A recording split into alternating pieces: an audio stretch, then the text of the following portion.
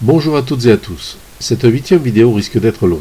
Asseyez-vous confortablement ou prévoyez de la visionner en plusieurs fois. Le drame de l'accident du vol AF447 a donné naissance à une association de victimes qui unissent leurs peines et leurs forces pour faire reconnaître la nature criminelle des causes de cette inexcusable catastrophe. Parmi les documents présentés lors du procès pour en expliquer les causes, il en est un qui prétend que c'est une succession de fautes et manquements originels partant de l'avionneur, en passant par toutes les instances officielles pour que finalement l'accumulation des erreurs induise inexorablement les pilotes à provoquer l'accident. Ce document, s'il est daté, n'est pas signé et n'engage aucunement son ou ses auteurs envers la responsabilité, voire la véracité de ce qui y est annoncé. Le titre de ce document est censé expliquer le tragique accident selon un modèle de Reason. Le ton de la phrase est catégorique. Pour information, James Reason est un professeur de psychologie. Il a publié des théories sur la gestion de la sécurité en cherchant à responsabiliser chaque maillon d'une chaîne entre une cause et un effet pour en déterminer les fautes et les fautifs en cas d'accident. La première ligne que l'on y lit évoque la prévention à travers 4 phases censées éviter un accident. On y lit aussi une relation avec un manuel de gestion de la sécurité de l'OACI, l'Organisation de l'Aviation Civile Internationale. La présentation laisse donc à penser que la méthode Reason est partie constituante d'un manuel de cette organisation.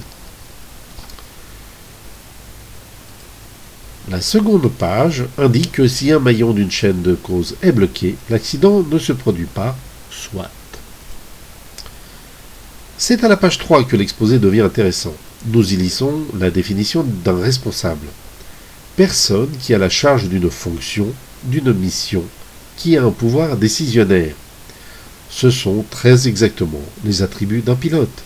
Sa fonction est de conduire un aéronef, sa mission est de mener ses passagers en toute sécurité, son pouvoir décisionnaire est plein et entier. Il est le seul maître à bord, après Dieu, selon la formule consacrée. Il est donc en effet parfaitement responsable de ce qu'il fait et de la manière dont il l'exécute. Donc ici, le rôle de chacun est parfaitement bien défini, y compris celui des pilotes. La page 4 nous annonce que la moindre erreur humaine, la moindre défaillance technique, peut entraîner une catastrophe. Le retour d'expérience nous l'a appris depuis que l'aviation existe. Ici, nous glissons dans une lapalissade. Cette affirmation concerne non seulement tous les métiers du monde, mais aussi tout un chacun dans tous les domaines. La marche d'un escabeau qui se déboîte peut occasionner une chute mortelle. Je vous passerai la recherche du maillon à incriminer dans un tel cas.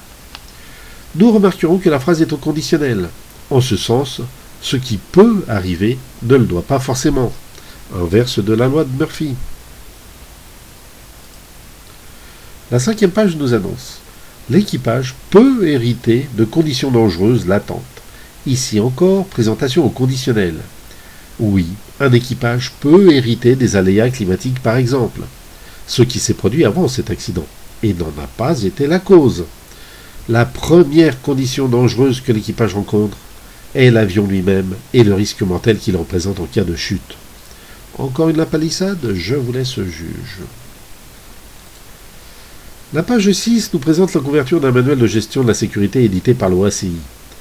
On nous présente, encore au conditionnel décidément, la définition des conditions dangereuses latentes comme étant possiblement présentes avant un accident et ayant pour cause une chaîne de personnes très éloignées dans le temps et l'espace de l'accident, qui n'est toujours pas certain de se produire.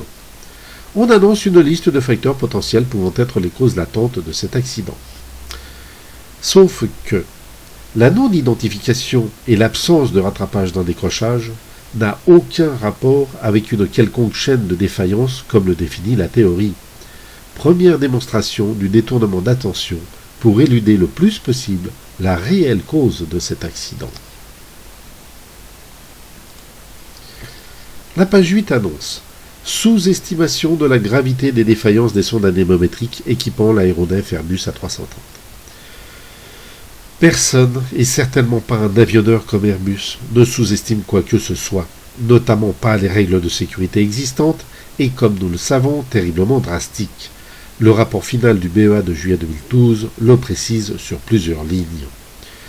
Ensuite, la défaillance des sondes anémométriques est aussi vieille que les sondes elles-mêmes, est directement liée à leur fonctionnement, puisqu'elles sont exposées à toutes les intempéries et toutes les conditions climatiques.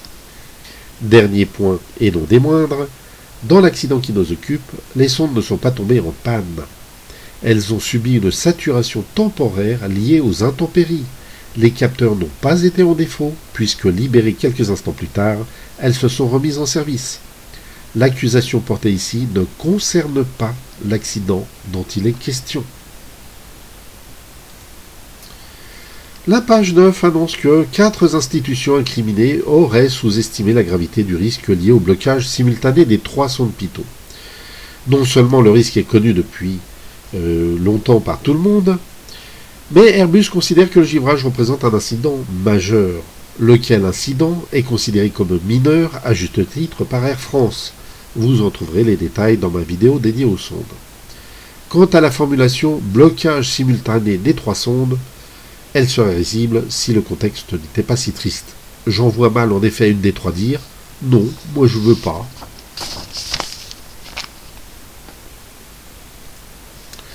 La page 10 lance ouvertement les accusations, dans le vague, le plus complet, mais elle les lance. À l'origine, il y a un équipement présentant des défauts de fonctionnement, la sonde Pitot Thales AA. On ne sait pas depuis quelle origine, et on ne sait pas quel défaut de fonctionnement. Tube trop petit, trop grand, capteur instable, rupture de connectique, casse structurelle, on ne sait pas.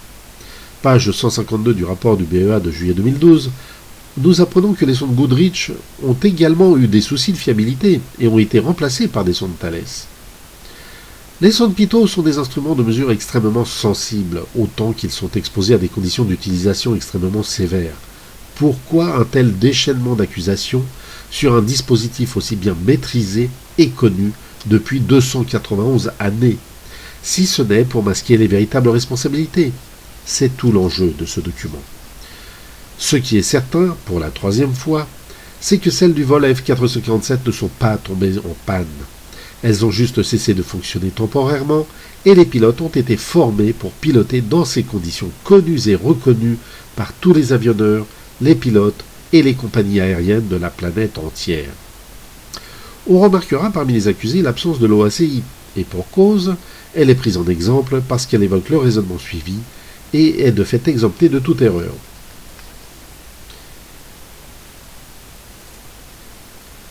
La page 11 nous annonce le classement majeur d'un risque abusif classé par Airbus. Airbus, en effet, considère un givrage de sonde comme un risque majeur, alors qu'Air France le considère comme mineur, source BEA. Mais en quoi est-ce un risque abusif? C'est un risque tout court. Il est connu, maîtrisé, par des réactions de pilotage adaptées et enseigné pendant que les concepteurs travaillent sans cesse pour diminuer ces risques. L'affirmation comme quoi l'entraînement des pilotes associé à la procédure n'était pas adéquat, pour le savoir, encore aurait-il fallu qu'ils la respectent. Quant à la procédure, elle a sauvé jusqu'à présent tous les autres pilotes qui ont rencontré le problème et ont su le gérer grâce précisément aux formations dispensées et donc adéquates. La formulation ici est telle qu'on a l'impression que ce seul équipage se serait trouvé en face d'un problème jamais rencontré. Page 12, on nous affirme avec un ton péremptoire. Le risque lié à la perte de toutes les informations de vitesse n'était pas majeur, il était dangereux. Alors, apparemment, celui qui déclare ceci se place au-dessus à la fois d'Air France et d'Airbus. Bon, pourquoi pas. Donc, non seulement toutes les autres informations n'ont pas été perdues, mais en plus, celles disponibles suffisaient largement à conserver l'avion en vol, mais aussi à identifier une situation de décrochage sans aucune erreur d'interprétation. Le problème est que quiconque étranger à ce sujet est enclin à croire tout ce qui est dit dans ce document. Pensez donc, c'est un pilote qui parle. On ne peut pas mettre en doute ce qu'il dit. Poursuivons.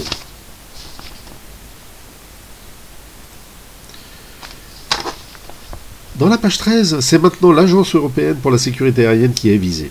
Absence d'indépendance vis-à-vis d'Airbus. Pourquoi donc une agence ou une entité de surveillance, de régulation, serait dépendante d'un constructeur? Je vois mal une agence quelconque donner des leçons à un avionneur. Des recommandations, des exigences, à la rigueur, en fonction de ce qui est possible et des retours d'expérience. retour d'expérience de pilote et de compagnie bien sûr. Classement majeur du risque. Ah, au moins on reconnaît qu'Airbus donnait un cran d'importance supplémentaire à celui d'Air France, ce qui n'est pas dit ici. Sans vérification? Mais vérifier quoi, à partir du moment où l'avion n'est pas en danger?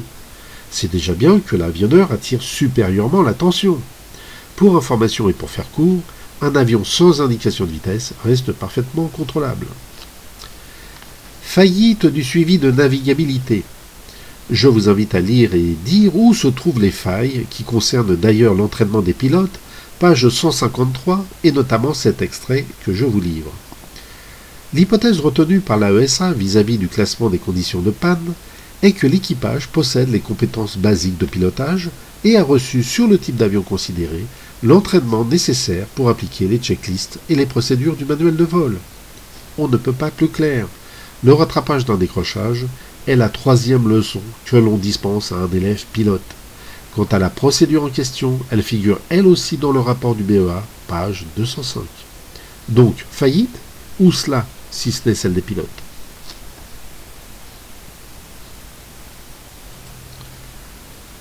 La page 15 s'insurge qu'aucun rapport suite à un incident majeur n'ait été analysé par la DGAC.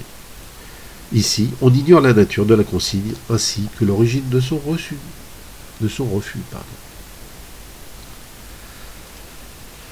La page 17 prétend que le BEA aurait reçu des rapports de sécurité suite à un incident majeur et les aurait ignorés. Si le rapport concerne des givrages de sondes, pour le simple fait qu'elles givrent, je vous laisse imaginer la pertinence. La responsabilité de la fiabilité des sondes, comme de tout autre élément constitutif, incombe au fabricant et à l'avionneur. Si le BEA a en effet mis sous le tapis un avertissement de sécurité, pourquoi ne pas le poursuivre, vu la gravité des conséquences dont il est question? Et si le BEA ne bouge pas, c'est qu'il n'y a pas à bouger. Et même si ses propos sont nuancés, il est tout de même accusateur des pilotes dans son rapport final.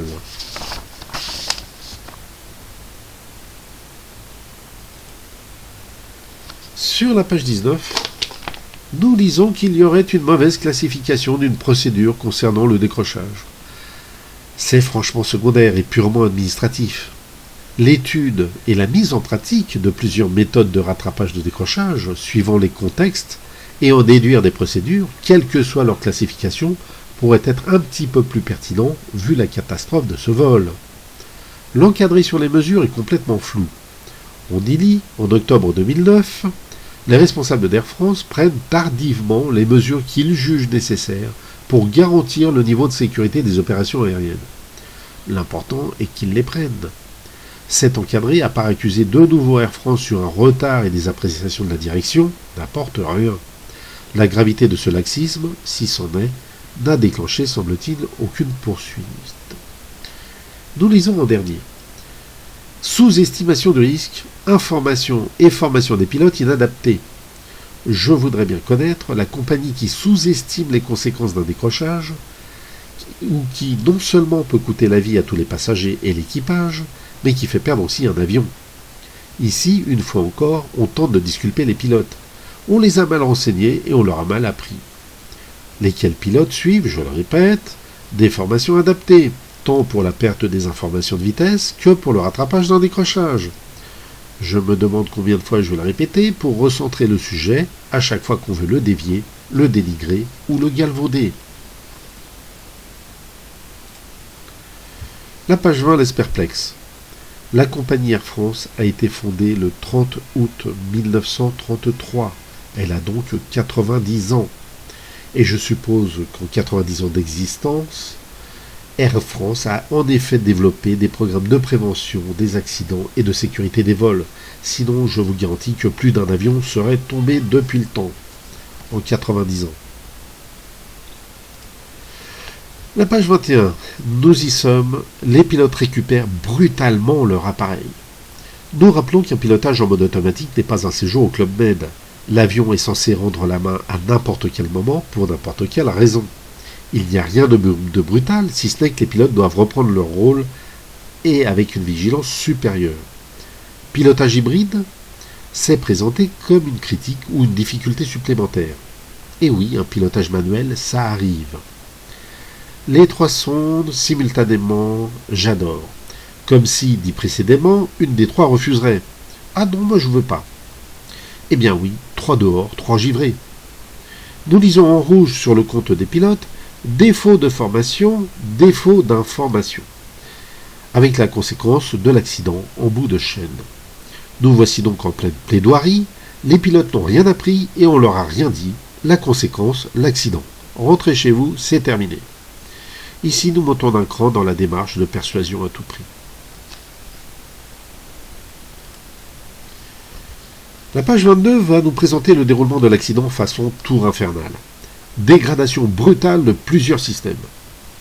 Le terme dégradation est sciemment employé pour faire croire qu'une ou plusieurs difficultés supplémentaires sont survenues à la suite de la perte des indications de vitesse. Il n'en est rien. Plusieurs systèmes, lesquels? En réalité, l'avion relâche en partie les barrières de sécurité qui le rendent indécrochable pour que, justement, les pilotes aient plus d'amplitude dans sa manœuvrabilité. En réalité, la conduite d'un Airbus est hybride en permanence, c'est-à-dire qu'elle est partagée entre ce que le pilote doit et veut faire et ce que l'avion permet ou pas. Je vais vous faire la petite démonstration d'une page internet que j'ai trouvée, qui est parfaitement évocatrice sur le sujet et qui détaille les lois des commandes de vol électrique, les lois normales, alternate 2 et direct sur Airbus. Voilà, il y a de la lecture, je vous l'avoue, mais en réalité, voilà ce qui se passe. Les Airbus sont en effet indécrochables tant qu'ils ont le contrôle de tout leur système de sécurité. Et lorsqu'il y a des avaries, ils relâchent progressivement les sécurités qu'ils possèdent parce qu'ils ne peuvent pas répondre correctement à toutes les informations. Ce qui fait qu'il y a la loi normale, l'alternate 1, l'alternate 2 et la loi directe. Je vous laisserai consulter cette page très intéressante. Ce qui fait que, en fonction des pannes, de leur importance et de leur quantité que l'avion rencontre, il relâche progressivement les rênes. C'est-à-dire que de plus en plus, les pilotes sont amenés à contrôler entièrement l'avion. De plus en plus, jusqu'à la loi directe où ils ont les pleins pouvoirs, je dirais, sur l'avion. Voilà, je remonte le haut de la page pour que vous puissiez la retrouver. Vous pourrez arrêter la vidéo pour retrouver les origines, notamment l'adresse de cette page qui est extrêmement instructive.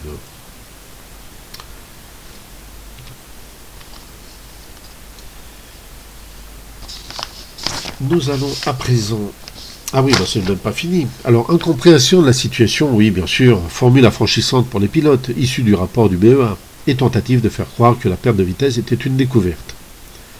Alors que le contrôle de son avion est réduit, donc formule mensongère comme je viens de vous le décrire, hein, c'est exactement le contraire, comme dit plus haut. L'équipage doit le maintenir dans un domaine de vol très restreint, formule délibérément orientée ou inadaptée. L'avion restait parfaitement contrôlable. Le domaine de vol, pour faire court, espace, vitesse et altitude dans lesquels évolue un aéronef, était parfaitement adapté. Il n'a atteint ni dépassé son plafond de 41 100 pieds. Face à un nombre invraisemblable d'alarmes, encore du grand spectacle. Non, il n'y avait pas une fanfare dans le cockpit. La reconstitution animée réalisée par le BEA, disponible sur YouTube et publiée entre autres par la mère d'une victime, détruira purement et simplement cette emphase mensongère. On y entend successivement 7 alarmes avec la stall warning en leitmotiv. De mémoire, déconnexion du pilote automatique, déconnexion de la gestion automatique des gaz, décrochage brièvement puis durablement, la dual input, le sync rate, le pull-up et la proximité du sol, GPWS. Une suite logique, échelonnée et parfaitement identifiable. Dans un laps de temps très court, dans une situation d'urgence et de péril surtout. Annoncer un laps de temps très court ne renseigne pas. En revanche, on se garde bien de dire combien de temps aurait pris la procédure pour corriger le décrochage. Charge de travail excessive ou ça? Alors que la procédure recommandait de surveiller et de rien toucher. D'autant que le pilotage réel et complet d'un avion n'a jamais été une charge excessive. C'est la charge de travail tout à fait normale de n'importe quel pilote. Page 23, l'élément à retenir est en effet la position du compensateur. qui est à surveiller et remettre éventuellement à zéro, ou à corriger en fonction de l'assiette souhaitée. Son effet est limité à basse vitesse, il n'aurait de toute façon pas pu contrarier une action à piquer prononcée pour reprendre vitesse et portance, et donc le contrôle de l'avion. Page 24. Comme lors de la plupart de nombreux événements précurseurs, comprendre le gel des sondes, les pilotes sont dans l'incompréhension de ce qu'il se passe. C'est en effet logique si on leur a rien dit et qu'ils n'ont rien appris, et sont donc dans l'incapacité d'effectuer leurs tâches. Une nouvelle fois, c'est comme ça et c'est pas leur faute. Qui va croire de telles énormités? Mais surtout, pourquoi n'ont-elles pas été dénoncées? En l'espace de 50 secondes, à 2h10 et 54 secondes, l'A330 décroche et ne peut être récupéré. Je suis navré, mais c'est faux.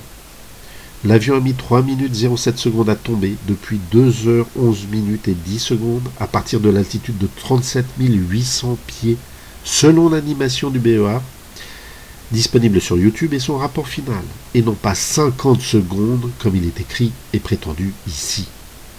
Par ailleurs, rigoureusement personne n'a cherché à savoir si le décrochage était récupérable ou non, et certainement pas Air France, ce qui représenterait une circonstance aggravante aux yeux de l'article 221-6 du Code pénal, car il ne vous aura pas échappé que le commandant de bord est entré dans le cockpit au moment où l'avion se trouvait à 500 pieds au-dessus de son altitude de croisière, dans une condition de chute avérée et ne laissant rigoureusement aucun doute. Condition inévitablement rattrapable avec 10 000 mètres de marge.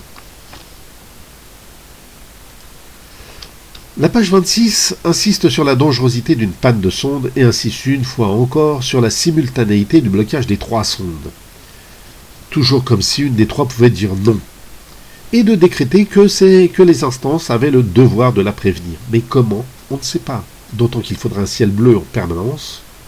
D'ici à en arriver là. La page 27 donne carrément dans le cynique. Elle annonce que les pilotes n'aient pas pu ou n'aient pas su se sortir de cette situation dangereuse importe peu, l'équipage et les passagers n'auraient jamais dû se trouver dans cette situation. Que comprendre? Que les pilotes n'aient pas su ou pas pu n'est pas important? Mais ils étaient là pour ça, il me semble. Piloter un avion correctement. Et de quelle situation parle-t-on? Du chiffrage des sondes ou de l'incapacité à identifier et corriger un décrochage? Quant aux passagers, le sujet ne doit même pas être abordé. Les pilotes en avaient l'entière responsabilité. Sidérant. À la page 28, je l'adore. Après l'accident, une campagne médiatique a tenté de rendre les pilotes morts seuls responsables de ce drame. C'est exactement le contraire. Et je vais immédiatement le prouver. Dès qu'il a été su que les sondes Pitot avaient givré sur cet avion, toute la corporation des pilotes s'est jetée comme un seul homme pour accuser non seulement les sondes, mais Airbus, afin de charger au maximum et de surtout pas orienter l'attention sur les pilotes. Là, on met accident cause AF 447, paf. Voilà, décrochage en croisière haute altitude, mais surtout, quelle est la cause? Voilà. Le crash en pleine Atlantique après un piqué de 10 000 mètres, alors là on tombe vraiment, aurait été provoqué par le gel des sondes enregistrant la vitesse de l'avion et les pilotes n'étaient pas formés à un décrochage en haute altitude. Il faudra qu'on m'explique quelle est la différence entre un décrochage en haute altitude avec 10 000 mètres de marge et un décrochage au décollage ou à l'atterrissage avec seulement 1000 mètres. Mais faute de causalité établie, Airbus et Air France ont donc été relaxés, bien sûr. Sauf que ça, c'est totalement mensonger, puisqu'il n'y a pas eu de piqué, sinon la vitesse aurait aidé à reprendre la portance. Et ce n'est absolument pas le gel des sondes qui a fait piquer l'avion, ou qui l'a fait décrocher. Vous pourrez donc retrouver tout à loisir toutes les accusations d'Airbus et de l'avion concernant les sondes pour justement disculper cette inexcusable erreur de pilotage qui a consisté à ne pas rattraper un avion en décrochage. Voilà, je reviens ici.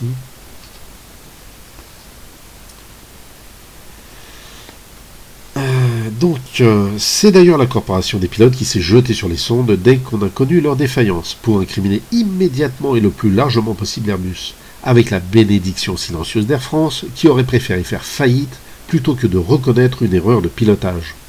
Et ce tapage a tellement bien fonctionné que les parties civiles ont tiré d'un même feu sur Airbus, en le jugeant avec Air France. L'ennui est qu'il a été reconnu que les sondes n'ont pas fait tomber l'avion, mais bien une faute de pilotage. Résultat, match nul au pénal, si pas de givre, pas d'accident. Mission accomplie. Page 29. On enfonce le clou en guise de conclusion sur de soi. La réalité des faits est tout autre, elle vous a été exposée selon le modèle d'Horizon. Donc, chers amis, c'est la faute à tout le monde, sauf aux pilotes. L'histoire ne dit pas jusqu'où peut remonter un tel raisonnement. Encore un peu, et ils auraient été capables de demander la comparution d'Henri Pitot. La page 30 arbore fièrement le raisonnement accusateur et partial, puisque partiel, tout le monde sauf les pilotes, en présentant toute la chaîne des responsabilités ayant soi-disant conduite à ce drame, en présentant les pilotes comme les derniers maillons de cette cascade de défaillance, en reprécisant bien sûr qu'ils n'avaient rien appris ni rien su. Et si vous m'avez suivi aussi loin, voici le bouquet final de la page 31. Il sera l'illustration de la partialité et l'orientation à charge de tout le discours, puisque sans faiblir, les pilotes sont présentés comme victimes et non responsables de leurs fonctions et leurs devoirs. Je vous laisse le lire et l'interpréter avec le regard différent que je viens de vous proposer. Sauf que, le ou les auteurs de ce document ont oublié quelque chose. La théorie de James Reason peut également s'appliquer aux pilotes. Et les choses deviennent beaucoup plus simples. Nous nous retrouvons en vase clos, avec 3 personnes, une machine, 2 incidents et un accident. L'accident ayant été la conséquence du second incident, le décrochage non maîtrisé. Lequel décrochage aurait pu être provoqué par n'importe quoi d'autre. Évitement d'un relief montagneux, par exemple, dépassement de justesse, plafond atteint, sortie du domaine de vol, et non maîtrisé exactement de la même manière. Qu'aurait-on accusé à ce moment-là? La montagne d'avoir été en face de l'avion? Non.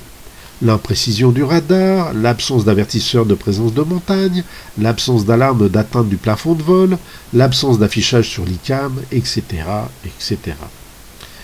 Pour terminer cet exposé, je vais faire un retour sur la 3e page de ce document. Ici.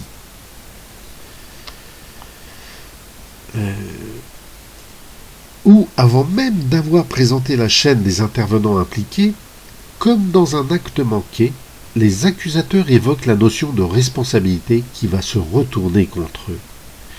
Car tout dans ce drame tourne autour de cette notion, qui est l'omniprésente et impitoyable accusatrice. Le code pénal est parfaitement clair, et c'est parce qu'il est lui-même accusateur qu'il fallait à toute force attaquer tout le monde pour mieux défendre les pilotes.